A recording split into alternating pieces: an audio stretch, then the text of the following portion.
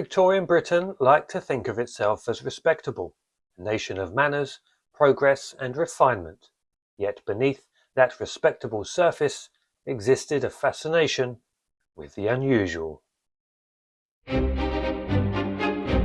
Welcome to Literally Victorian with your host, Matthew Lee Hanson. Hello and welcome back to Literally Victorian. My name is Matthew and I'm glad to be with you once again. Now, across Britain, people paid money to visit travelling shows, exhibitions and sideshows. There, they could see individuals spread across billboards advertised as extraordinary. People whose appearance, height, physical condition or abilities set them apart from ordinary society. Today, such exhibitions can feel uncomfortable to discuss, but in Victorian Britain, they attracted enormous attention. So why were people so fascinated? Well, firstly, they had a different world of entertainment. The Victorian world had no television, no cinema, no internet. Entertainment was often experienced in person. Travelling fairs and exhibitions brought novelty into the towns and cities. People wanted to see things they had never seen before. And in an age when travel remained limited for many, unusual performers became attractions in their own right. These shows promised wonder, mystery, and sometimes shock. The Victorians were intensely curious.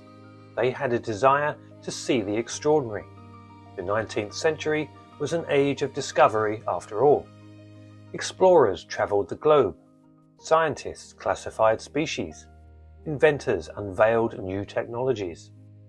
This curiosity extended to people, individuals whose appearance differed from what society considered typical often became objects of public fascination.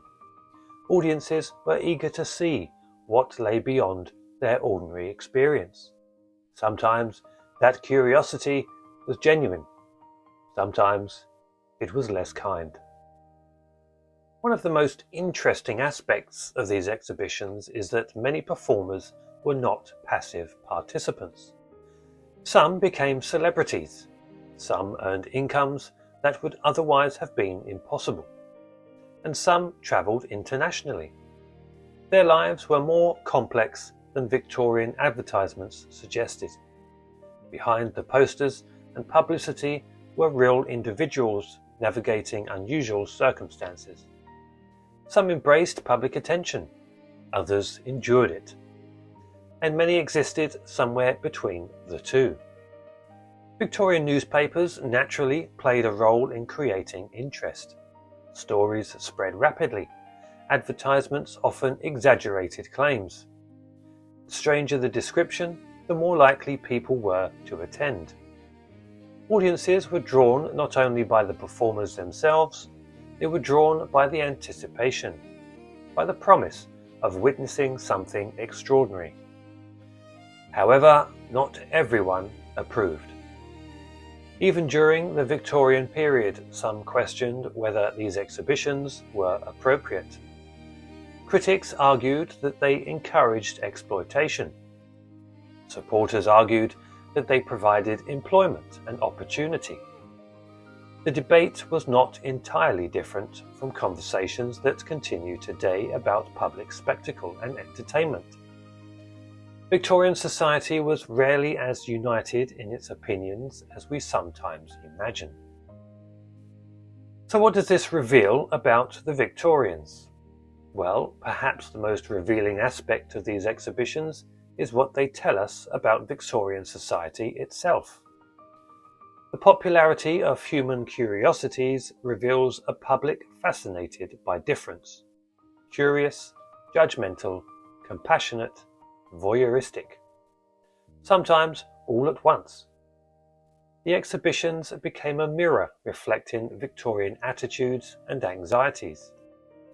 They reveal what captured attention, what provoked questions, and what society considered unusual. Alas, during the 20th century, the decline of the sideshow began. As attitudes changed, the public perceptions shifted. Many exhibitions gradually disappeared. Society began to view them differently. Questions of dignity, representation, and exploitation became increasingly important. And what had once been accepted entertainment slowly faded.